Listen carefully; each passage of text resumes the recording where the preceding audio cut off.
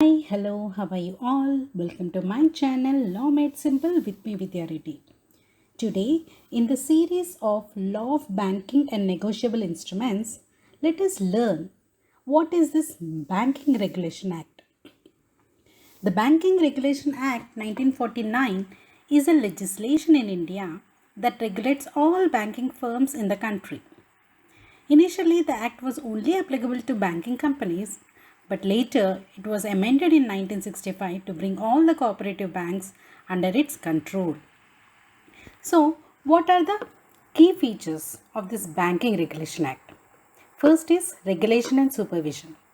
This act provides a regulation and supervision of commercial banks in India. It grants the Reserve Bank of India the authority to issue license to these banks and control their operations and manage the financial stability of the banking sector. If we see this Banking Regulation Act, we can just get an easy example of the Paytm banks. The RBI has not issued any license to the Paytm bank because it did not find it the operations and managing the stability in a perfect manner to this Paytm bank. So it did not authorize any or issue any license to Paytm bank. So this kind of regulation and supervision is done with this Banking Regulation Act. The second one is capital requirements. This act specifies minimum paid up capital and reserves that bank must maintain. It also outlines provisions related to the capital adequacy of banks. So for any bank to start, so they need to have some minimum paid up capital, some reserves so that the bank must maintain. The third one is the management. This act includes provisions related to the management of banks, including the appointment and removal of directors, the composition of board of directors, and the qualifications and disqualifications for the directors. So this is how the Banking Regulation Act acts on the management. And accounts and audit. The banks are required to maintain proper books of account and submit their annual financial statements to the RBI. The Act also mandates the audit of banks by qualified auditors. So, the audits and accounts should be submitted timely at the end of the year to the RBI. So, control over advances. The Act empowers the RBI to issue directions to banks regarding their lending policies and the management of the credit. This includes guidelines on loan classifications, provisions, norms, and exposure limits.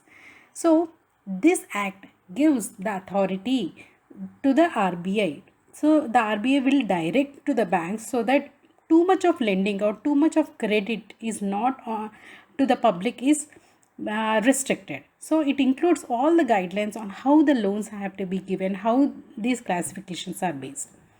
Coming to the sixth, amalgamation and reconstruction. That provides the legal framework for the amalgamation and reconstruction of the banks. Amalgamation here is conjoining of the two banks. So that gives the meaning of amalgamation. For example, the Andhra Bank is now merged into Union Bank of India. So this is amalgamation. This includes merger of banks, the winding up of banking business, and the transfer of assets and liabilities. Coming to inspection and winding up.